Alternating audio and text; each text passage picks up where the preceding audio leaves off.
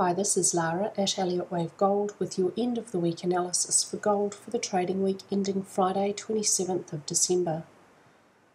I was expecting downwards movement for Friday. That's not what we got. Price moved higher. It's remained below the invalidation point at 1220.65 and we did not get the trend channel confirmation that the fourth wave was over that I was seeking. The wave count at the daily chart level remains the same and we still need a final fifth wave down. The target's been adjusted and I have two hourly wave counts for you today. At 1555, minuet wave 5 would reach equality in length with minuet wave 3, and at 1159, minute wave 5 would reach equality in length with minute wave 3. The bigger picture still sees primary wave 4 is incomplete, subdividing 3, 3, and we either need a 5 up for a flat correction or another 3 wave structure for a double combination. Primary wave 4 may not move into primary wave 1 price territory above 1532.90. There are two structural possibilities for this fifth wave at minute degree. It's either a simple impulse, and that's what the main hourly wave count will look at. It could also be an ending diagonal, and I have an alternate hourly wave count looking at that other structural possibility for you. It has a lower probability. Let's have a look at the first main hourly wave count, and on the hourly charts today I'm going to show all of this structure for this fifth wave, where it begins here, this point here. For a simple impulse, the first, third and fifth waves must subdivide as 5 wave structures. From this high to this low, this subdivides and looks best as a 5 wave structure. So we have an impulse for 1, a zigzag for 2, an impulse for 3, and this is slightly problematic in that we have a truncation here. That's okay, it still fits okay, all the subdivisions are correct, and it certainly can be seen as an impulse. The problem here is the proportion of this fourth wave with the second wave. And as I've said before, there is more than one way to label this downwards movement. The third wave ends here, and this is where the fourth wave begins. For this main hourly wave count, minuet wave 4 is seen as a double zigzag. The first zigzag in the double, labelled subminuet wave W. The double is joined by a 3, itself a zigzag in the opposite direction, labelled X. And here we have a 5, 3, and a 5 wave structure complete up for the second zigzag, labelled subminuet wave Y. The upwards movement that we saw for Friday was an extension of microwave C within the second zigzag, labelled subminuet wave Y, and if this main hourly wave count is correct, there's almost no room left for upwards movement.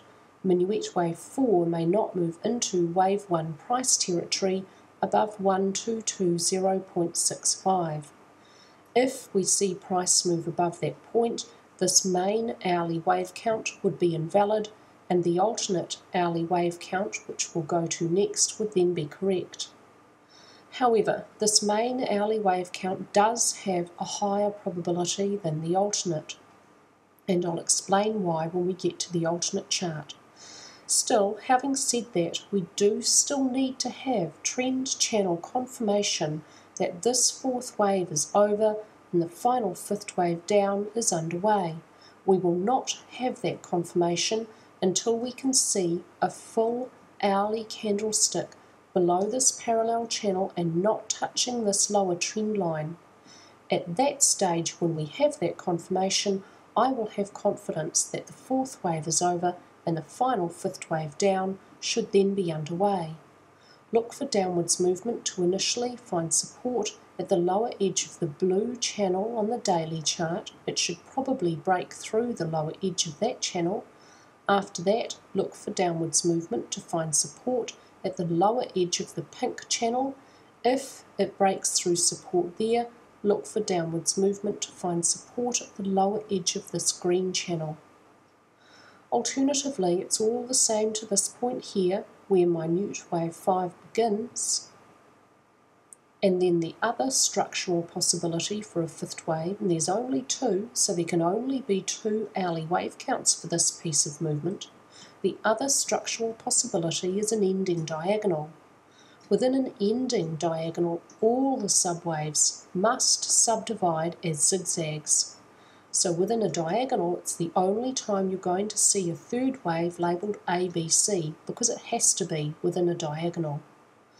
This is possible. We may have a zigzag down for the first wave, a zigzag up for the second wave, a zigzag down here for the third wave, and this actually fits quite nicely, particularly this piece of movement, and we've moved the problem of proportion that we have between those second and fourth waves for the main hourly wave count. But this upwards movement is really problematic and reduces the probability of this alternate wave count. The first problem is we have a very, very short A wave with a very long C wave, and the C wave can't be over because for a diagonal, the fourth wave must overlap into first wave price territory, so we must have movement above 1220.65. Within a diagonal, the second waves and the fourth waves normally correct to between 0.66 and 0.81 of the prior subwave. The second wave here is 0.66, the length of the first wave, so that's very typical for a diagonal. This fourth wave would correct to between 0.66, the length of the third wave, if it were to reach 1230.1, and 0.81, the length of the third wave at 1239.82. So this alternate idea requires upwards movement above this point, most likely to end within this rather large target zone. However, the biggest problem for this alternate wave count is within this piece of movement here, and I've looked at this piece of movement here really carefully on a 5-minute chart. From this low to this high for this wave count, we have to see the third wave, and it can only subdivide as a simple impulse.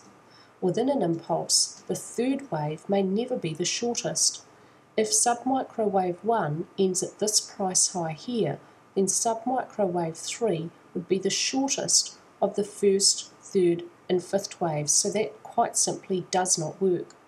So I'm looking at the possibility that submicrowave 1 ended a little lower down, and the second wave is a complicated combination.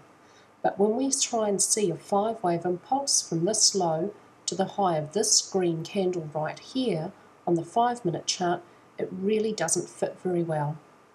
I'm allowing for the possibility that my analysis of this piece of movement is wrong, and maybe it did end here, so that we don't have the shortest third wave, so that this impulse here for microwave 3 works. This piece of movement here subdivides quite nicely as a contracting triangle. This could be a fourth wave, and within the fifth wave we'd only have 1 and 2 nearly complete. We need more upwards movement for this alternate idea. Within a diagonal, the fourth wave may not move beyond the end of the second wave. This alternate hourly wave count is invalidated with movement above 1252.12.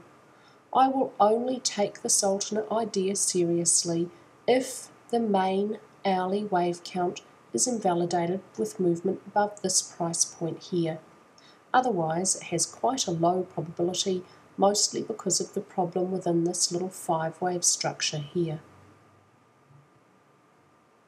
At the daily chart level, it's still possible primary wave 4 is unfolding as a contracting triangle.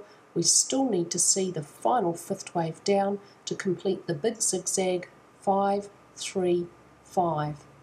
When that's done, we would still be expecting a reasonable trend change within a few days. Fourth waves often can correct quite deeply and often can come very, very close and sometimes even touch first wave price territory. It's only movement above 1220.65 which would invalidate that main hourly wave count. It still has a better fit in terms of subdivisions, it's still valid, it still has the better look on the daily chart. I'm expecting it's most likely now that early next week we're going to start to see a final fifth wave down, which should last about 3 days. If the main hourly wave count is invalidated with upwards movement, then the alternate would be correct. That's all for me today with your gold analysis, and I hope that all our members are having a fabulous weekend.